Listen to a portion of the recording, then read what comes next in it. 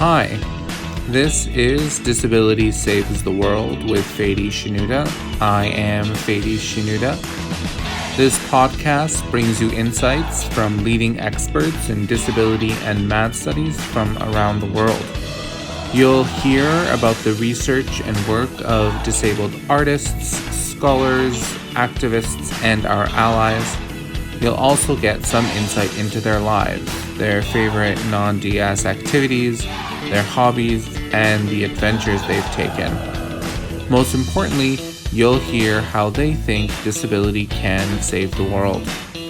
My name again is Fadi Shinuda, he, him pronouns. I have a PhD in public health sciences. I am a postdoc in London in the UK, and I identify as a fat, disabled cis man of color. If you don't know me, hopefully you'll get to know me a little bit more over the course of the next few episodes. For now, I want to get into today's show. We are joined by Dr. Mary Jean Hande. I call her MJ. She is a postdoctoral fellow at Mount St. Vincent University in Nova Scotia.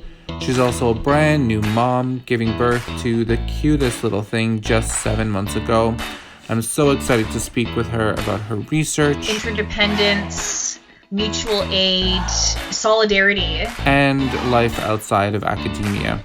Turns his head and he's like, "This lady over here needs some assistance." And ask her how she thinks disability can save the world. Okay, and hi MJ, how you doing? I'm doing good. Yeah, I'm really excited about being a part of this. I'm really honored to be the first guest on your podcast. You are the first. We are recording on March 21st. I'm currently on day 6 of isolation after coming home from London. And we're both quarantined. We're in this new reality. And so why not, meet with friends, talk to them, record what they have to say, and share it with the world. Indeed. I'm excited to hear what you have to say. So the first segment is called Inside the Project, the research, the work, the art, inside, the world, essentially your world as an academic. I kind of want to start off with asking, why DS or why MAD studies? Why disability studies? Why MAD studies? Cool. Yeah, that's a good question. I actually had the opportunity to think through this a bit when I was a part of the Mobilizing Disability Studies scholarship event earlier. I guess it was just after my baby was born, about 6 months ago. And I was thinking, how did I get into this to begin with? Because I identify as non-disabled. And so I get that question a lot within the field, like what, because there's obviously more representation from disabled people in the field. But I grew up with a mother who had multiple sclerosis, and she moved into a long-term care home when I was 5 years old and lived there for 24 years. And my family kept a very close touch with her, and we really spent a lot of time in the nursing home or the long-term care home with her. And so disability was just a really foundational part of my life. And then as I got older, I started getting more interested in kind of community organizing. I started getting involved with, environmental organizing, anti-poverty organizing, anti-capitalist organizing. And I just felt like the organizing work was really not engaging in any meaningful way with this other totally rich world of disability and care that I was so immersed in growing up. And, I was very, grew up seeing a lot of injustices and I started learning a bit about how people were politicizing what was happening in disabled people's lives and kind of denaturalizing, I guess, I can use that word, disability. And I was just frustrated that I couldn't talk about that in my organizing spaces. And so I really just I went to grad school. I decided to do a master's degree, and I really just wanted to figure out how I can bring disability and political analyses of disability into broader community organizing frameworks and social justice movements. And so that's kind of been the driver behind almost all of the work that I've done since then. So it's been, I guess, over 10 years now since I started my master's degree. Yeah. It seems to have come from a very natural, like, need or requirement of yours, right? Like, you needed to make these connections. You didn't understand why they weren't connected already, because they were already so connected in your own personal life. Mm-hmm. So in some ways, like a building of a bridge or making connections or demonstrating these things are related.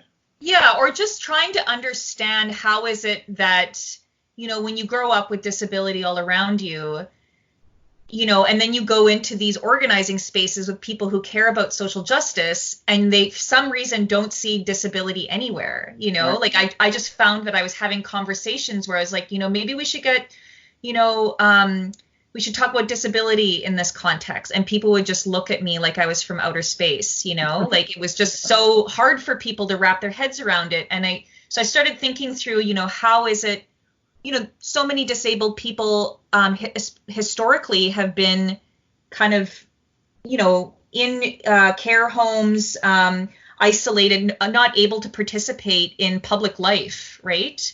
And so it's these political movements in some ways have kind of developed without thinking about these people because they've been, I guess, hidden away or isolated in many ways. And so, I'm just trying to make those connections and demonstrate how valuable disability is for these movements, and I guess how disability can save the world, to tie into your podcast.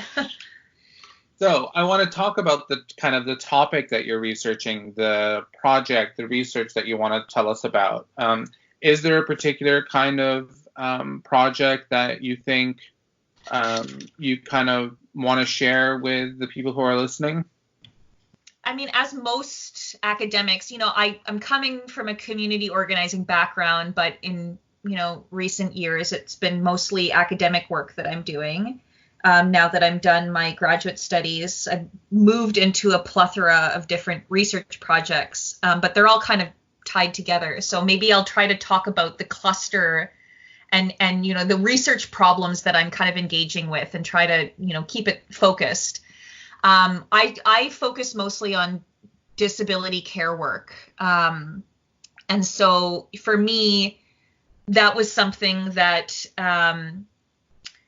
it allowed me to make these tangible connections between disabled people's lives and social justice movements, right? How are we caring for each other? Why are some things called disability care and why are other things just called, helping each other out or harm reduction or support?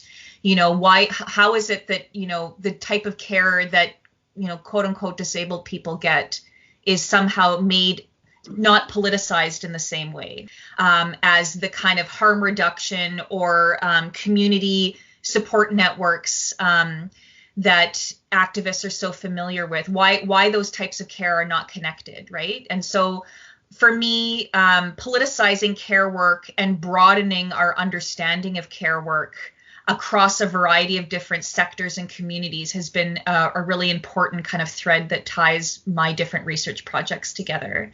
So in my PhD research, I was really looking at disability care activists in Toronto and their thoughts on why disability care is important, how they got interested in disability care. And I started really connecting with people that were not part of the disability community per se, but were engaged with harm reduction work, anti-gentrification work, sex workers who were fighting for rights and protections, people who were, living in poverty in Toronto and the kind of support networks that they develop with each other. And, listening to their understandings of what disability was and how they saw themselves as connected with other disability activism or not connected with it, and why. So that was I learned a lot in that project, and moving out of my PhD research, I'm now involved with a number of projects that look at different kinds of more formalized, not necessarily community-based, but more formalized care work, home care work in long-term care homes.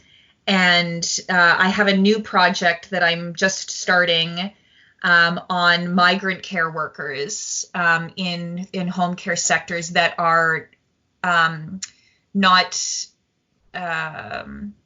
kind of hidden away, right? So that it's kind of this care work that's hidden away, but also linked into kind of migrant justice organizing and anti-capitalist organizing, actually. So trying to kind of weave a disability studies analysis into the kind of migrant justice and anti-capitalist organizing that is really ramping up right now, and kind of demonstrating the connections or the solidarities that can be formed there is something that is a new project I'm working on, I guess. Right, yeah. So, I mean, it seems like, you're working on lots of different things, but they all are centered around kind of care and creating different definitions or different understandings of care, especially when we consider how disability might change those definitions, right? Or change our understanding of what care is. I'm wondering if there's a particular theory that you're using or a particular theoretical approach or a set of theorists that you kind of engage with that helps you rethink these ideas. Right. Yeah. So some of the theory that I engage with is really informed by disability scholars who have been engaged with community organizing and have an anti-capitalist, feminist, anti-racist approach. So I draw a lot on the work of Rachel Gorman, who is a disability studies scholar and activist in Toronto, Nirmala Aravelas, who's based in Alabama, who does some work around race and disability and education.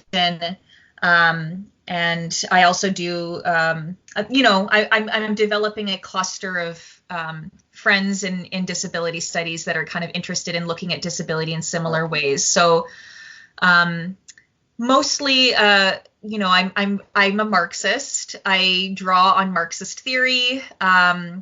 And so trying to really think about how disability and care are formed through capitalism, right? What is disability and care under capitalism? And what does disability and care have to do with resistance to capitalism and theorizing around that is what kind of underpins a lot of my work, I guess.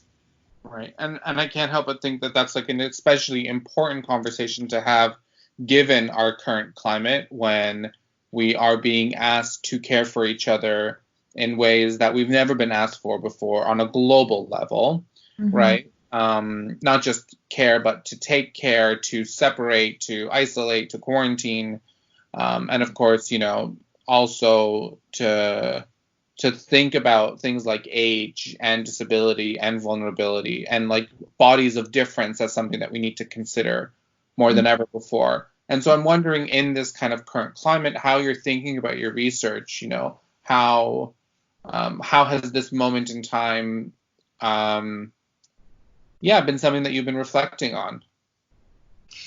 Yeah, I mean, it's very troubling times. But I'm also been reflecting a lot on how the research and the organizing that I've been involved with over the years has really helped me think through and prepare for something like this. I'm not going to say that I'm prepared for what's happening right now. I don't think anyone, or very few people, I think, could say that they saw this kind of scale of, global response to a pandemic, that this would be coming, in the near future. I don't think I didn't see this coming. Let's be clear to listeners, you don't have a bunker full of like food. So you're not prepared. Yeah, I mean, but I mean, at the same time, one of the things that I've studied a lot and talked a lot in my organizing work is the very rapid and troubling erosion of our health infrastructure and the kind of frameworks or mechanisms that we have to actually support each other in society right now. And so this is, what I, talk a lot about in my work is how care has become our responsibility and has become more of a priority for people because their quality of life has declined, right? There's more people living in precarity. There's more people who are fleeing national crises and disasters. There's more, there's all people who are undocumented, who don't have legal status, who are criminalized. I mean, all of these people have to develop their own support networks to survive, right? And the work that they do to survive and to get other people to care about them enough to try to help them requires a lot of political organizing, right? And so the number of people who kind of make up, who are struggling in that way is increasing rapidly, and the infrastructure that we have to support them is so depleted, and so it's kind of a perfect storm for something like this. I mean, it's kind of like all the tinder is already there. It just needs a spark, right? Like, COVID-19 is the spark, but we already had this depleted infrastructure to deal with most of the population's healthcare properly, right? And so, disability activists and people living in poverty and precarious people and, marginalized people have been talking about this for years, and now we can't ignore it anymore, right? We see that this is deadly. It's not that people weren't dying from these conditions before, but it's this kind of pandemic that speeds up the rapidity or rapidly increases the rate at which people are endangered and actually die from the conditions that they live in. And so we're starting to realize that, despite our, glorious neoliberal capitalist epicenter that we live in right now, for some people is actually woefully unprepared to protect people. And it's not just the people who are most vulnerable that are being impacted, right? It's like we're starting to understand that we actually are interdependent, right? Rich people can't totally insulate themselves from this, right? Poor people or people who have, non-normative immune systems or who have health issues or health complications that are affected by this, right? Everybody is being affected by this in one way or another, whether you are, affected by, the stock markets being totally in a free fall right now or completely volatile, or maybe you're affected because you can't work anymore, or you have to take care of somebody that you would have been able to pay somebody to take care of before. It's literally affecting everyone, and people are having to change their behavior to protect people in a way that they probably never had to think about before. These are the things that are front and center for care workers, care activists, disability justice activists all the time. Now, all of a sudden, everybody needs to think about it, right? And so the wisdom that has been developed in these communities is what's, I think, leading the way right now. Even public policy, our governments, leading public policy experts are totally stymied. They don't know how people can protect each other. And so it's these kind of grassroots movements that are saying, like, we've been trying to do this for years. Here's some tips. Here's some suggestions, right?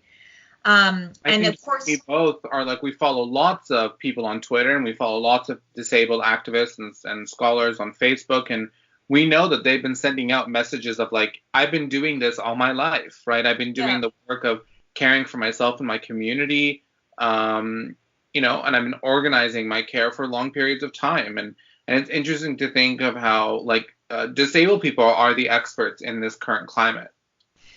And it's not only, I mean, I guess for me, it's important for me to kind of broaden our understanding of who's disabled. Like, it's not just the people with health issue. There's people who are just marginalized who have to think about these things more than others, right? And I guess one of the things that I have been thinking about a lot lately too is just how, I mean, this is a bit of an aside, but I feel like it needs to be said, like, you know, countries that in Canada or in the global West we are used to criticizing as being inferior and having backwards ways of doing things or not having the freedoms that we enjoy, like China. I mean, I'm not saying China's perfect, but the way that they are responding to this crisis is the way they have responded is superior to the way that we're dealing with it in Canada, right? And so I think that this is also pushing us to kind of decenter our kind of Western centrism and our assumptions that the way that we do things here in the West in the kind of white dominated epicenter capitalism is somehow superior, because I think we're actually having to take a cue from people that we're used to dismissing and marginalizing and you know, describing as inferior or backwards, right? We're having to take leadership from them now because we're clearly unprepared and we're not doing a good job of dealing with it, right? Yeah. I mean, I think it's so interesting to think of like everything that's happening in Florida right now, right? Like all of these young people, not even if we don't have to go to the States. I was just reading out in Vancouver, right? People see the nice weather and they're going outside and they're enjoying the sun, and it seems to me like because of like our individualistic understanding in a lot of kind of like Western or global North countries, right? We don't see the ramifications. Like how I act won't necessarily impact my neighbor, won't necessarily impact the community, my parents, whatever it might be, right? We're so independent, so used to being independent that we can't think interdependently, nor, of course, then act interdependently, right? And you're saying in some countries, because interdependence has always been a sort of philosophy, right? Potentially their response to this is going to be much more successful. Mm-hmm. Or they've actually understood that this kind of independence and this kind of hyper-liberalism is not... it doesn't actually make sense, and it's not politically progressive, and it's a recipe for disaster, right? And even if we, you know, this is something, our notion of freedom in the West is so individualistic, and guess what? Now, you know, the fragility of that is being exposed, right? So I guess that's another core kind of part of the research that I do is challenging this notion of interdependence of independence, because care work really is about interdependence and emphasizing interdependence and showing how, you know, everything that we do is connected to what other people are doing. Right. And there is no world in which your behavior doesn't in some way impact on other people around you, or the work that you do, you know, doesn't have a larger impact on society. I mean, I talk to people who are saying, you know, I've got my groceries for the month and, you know, I'm able to work from home. And so, you know, my life isn't going to change that much. And it's like somehow they haven't really wrapped their heads around the fact that the whole world is changing right now. And having a stock of groceries and working from home isn't going to insulate you from the massive changes that I think are coming right now. Yeah. I think for a lot of us who study kind of the changes after these kind of moments in history, right?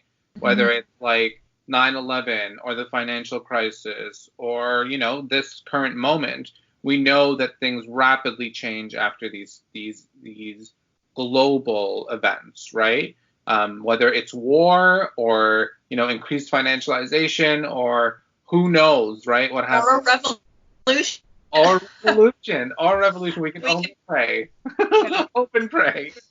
I do want to get to kind of this discussion of like results and outcomes, even though I hate the words both results and outcomes when it comes to qualitative research. But I essentially tell us what you learned in doing this. Like, what did you think was like a really interesting thing that you learned from doing it? Well, I mean, the research that I'm doing with migrant care workers is really just in the beginning stages. So I'll kind of reserve, that's, remains to be seen. I guess the only project that I would say is totally wrapped up right now is my dissertation research, my PhD research, which was on community care work. And I guess some of the things that I think are the takeaways, I guess I would say, from that research are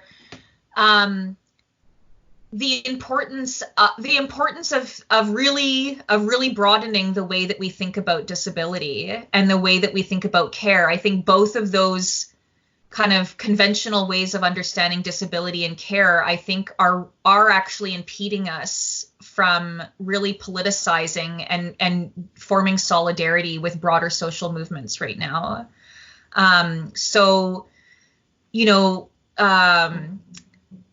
The disability activist community has really emphasized this kind of social model of disability that has kind of moved away from kind of medical definitions of disability or the medicalization of disabled people and their bodies and minds, and kind of trying to place show how the world can be disabling for people. But in the research that I was doing, a lot of the people that I was interviewing and talking about the work that they're doing with and talking about disability with, for them, they felt that those definitions of disability were not adequate to describe what they were experiencing. And for them, I think it was really important for them to think about how gentrification, drug use, austerity, the war on drugs, all of these things, precarious immigration status, all of these things were what were disabling them. And it was having a material impact on their body, right? So their bodies, a lot of people kind of described it as like their bodies being broken down by these political events, right? These things that we think are just, I'm kind of waving my fingers around and like, this is what my supervisor used to do, to kind of talk about, I guess, social forces and social relations that sometimes we don't understand how they affect us in a very like material kind of embodied sort of way. But for the activists that it cut off just when you were waving your hands. So can you go back? So maybe I'll just jump in for a second. Yes, I could have a whole show just on like academic hand gestures and as like a way of explaining complex concepts. But yes, it's kind of amorphous. What you're describing is kind of amorphous. I think it feels amorphous for people, but for the activists that I interviewed, it was very visceral and very embodied. And for them, when they saw a policy change, right, in whether it be some sort of criminalization or whether it be some sort of condo development policy or something, they immediately anticipated more people becoming disabled, more people becoming sick, and sometimes people dying, right? So for them, that was how they read disability. And I think we still, in the general public, when we think about disabled people, we think about disability, we think of the wheelchair user. We think of, people with very visible signs of disability, right? We think about the access symbol, that we see on our, the automatic door openers and stuff like that. But, the people that I was interviewing, for them, disability is things like not having an adequate healthcare system, right, not having adequate, social welfare for people, not having a harm reduction clinic, not having a safe injection site. That was what was disabling them, and that was where they saw disability being developed, and it was being, it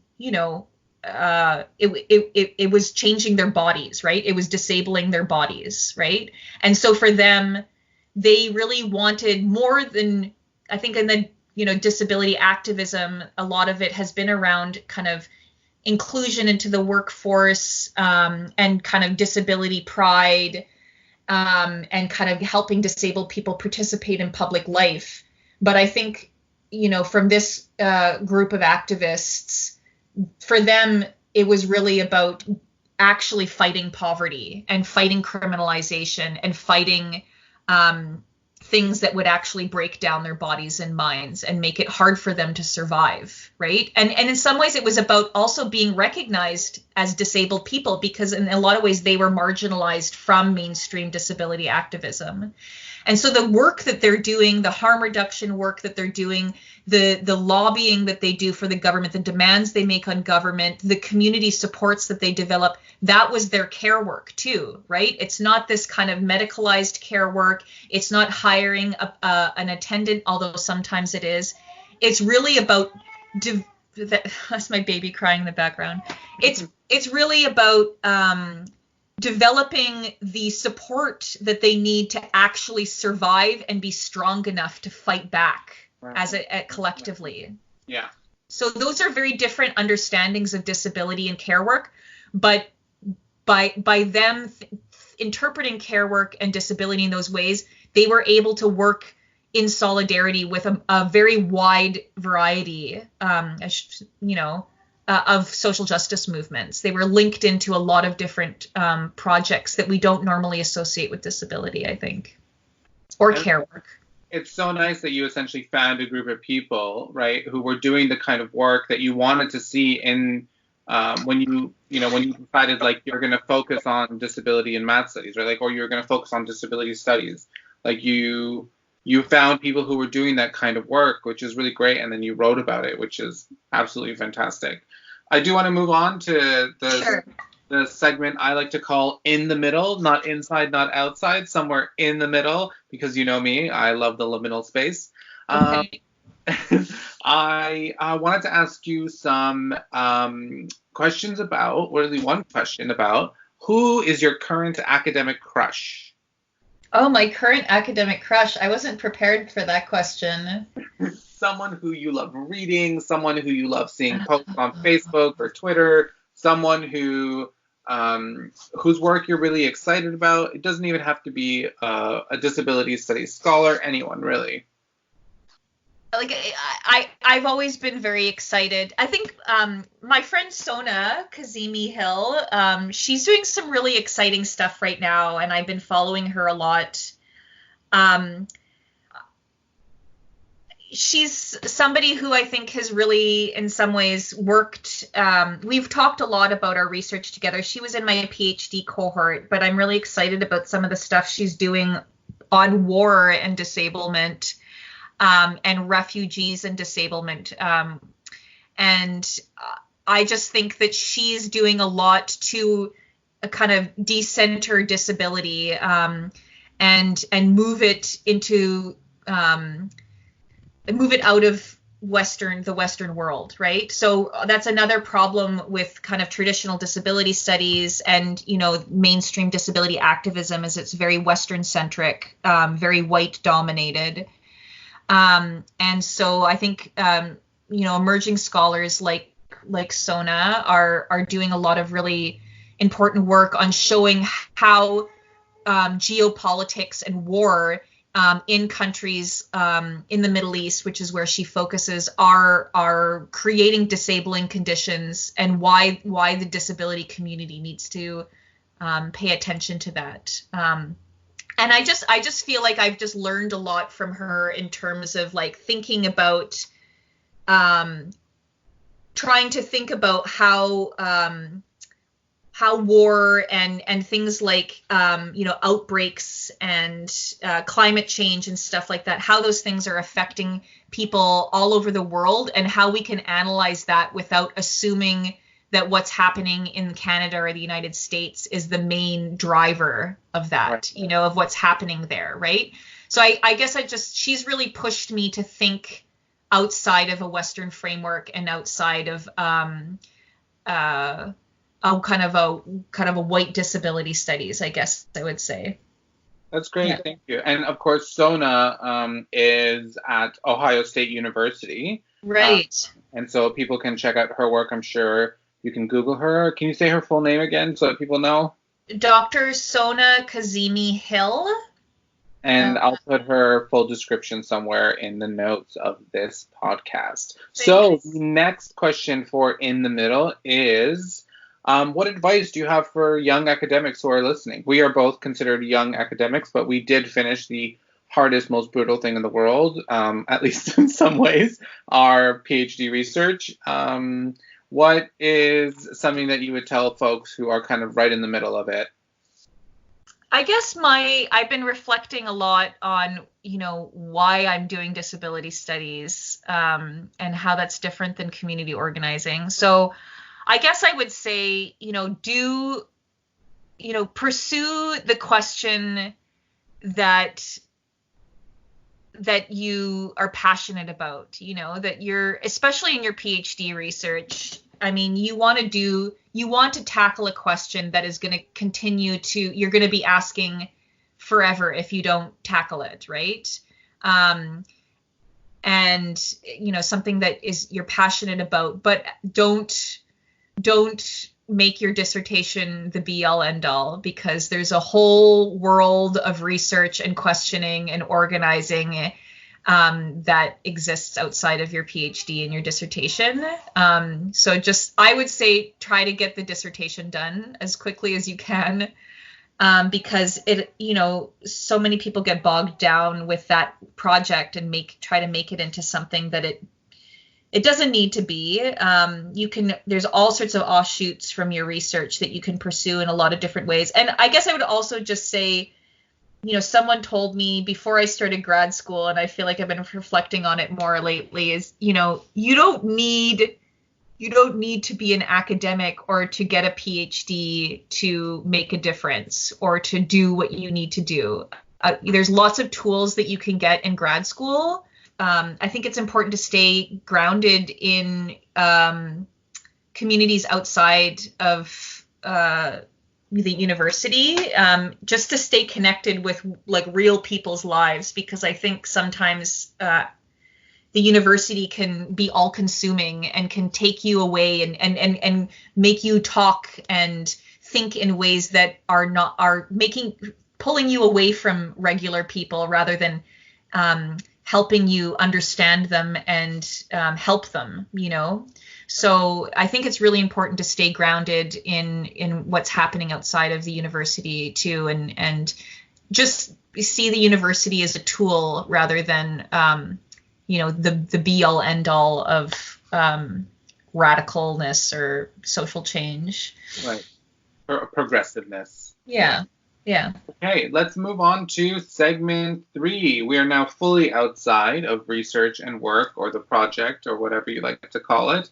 And so I would like to ask you some fun questions so people can get to know you a little bit more. Can you tell me about the most famous person you've met, and what was it like? So I was thinking about this with my husband. I think I don't often think in terms of like, oh, that was possibly the most famous person I met. But I think one of the more memorable experiences I can think of with a famous person would be with Jack Layton, the late Jack Layton. Oh, yeah, I'm from Saskatoon, Saskatchewan, and they have a vibrant farmers market every Saturday morning that I used to go to with my friends, and I was lining up for my favorite Saturday morning smoothie.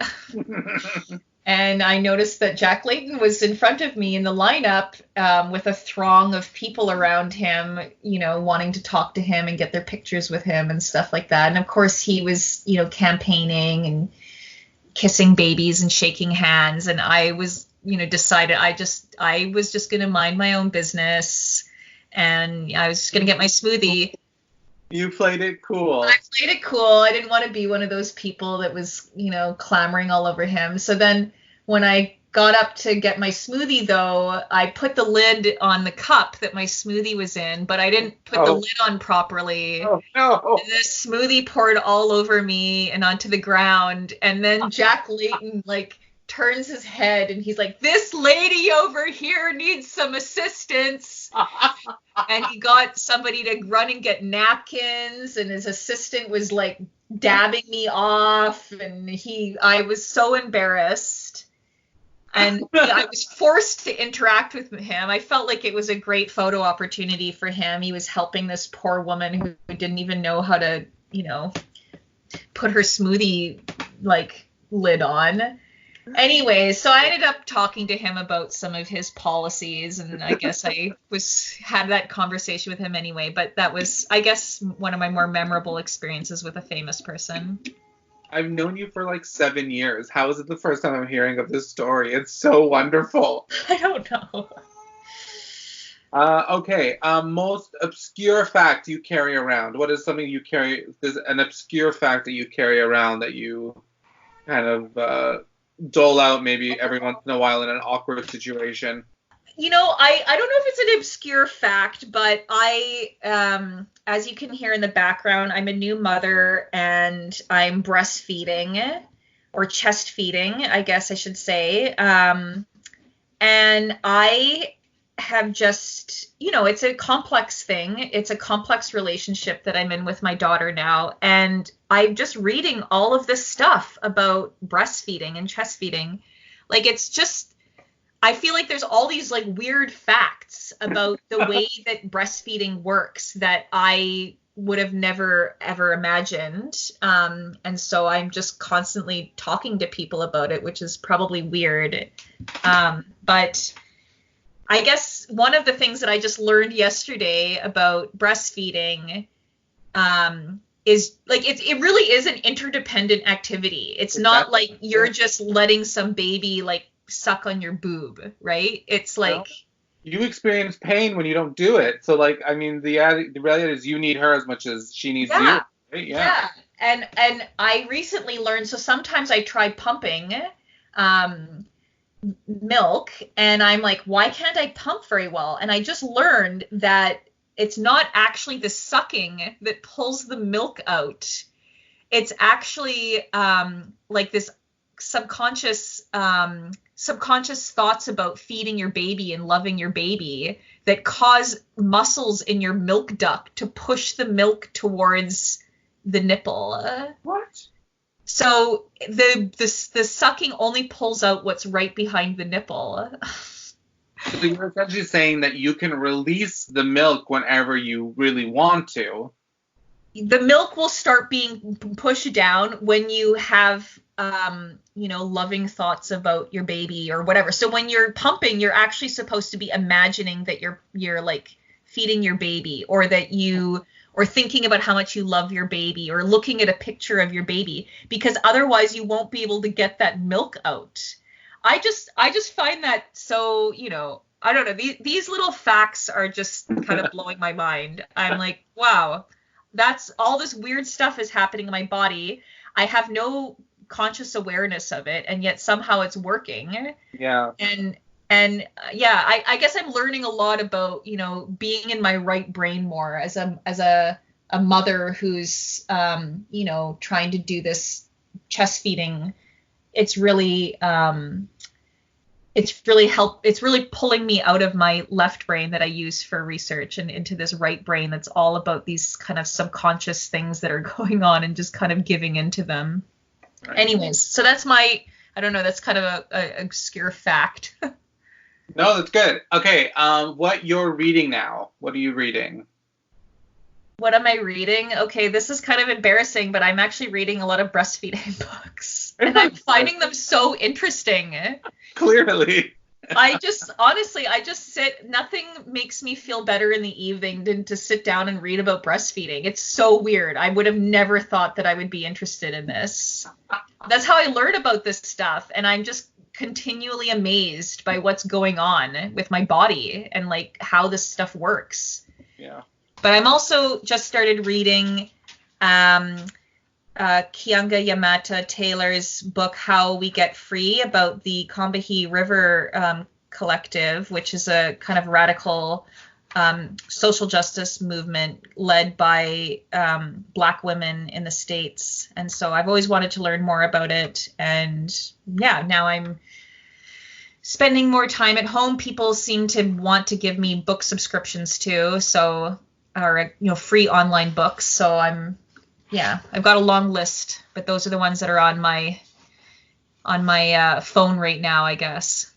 So I want to ask you about your hobbies and how you got started in them. Do you have any hobbies that you're currently spending a lot of time doing? Well, as a new mom, I don't really have hobbies unless you count reading about breastfeeding. But I guess I'm,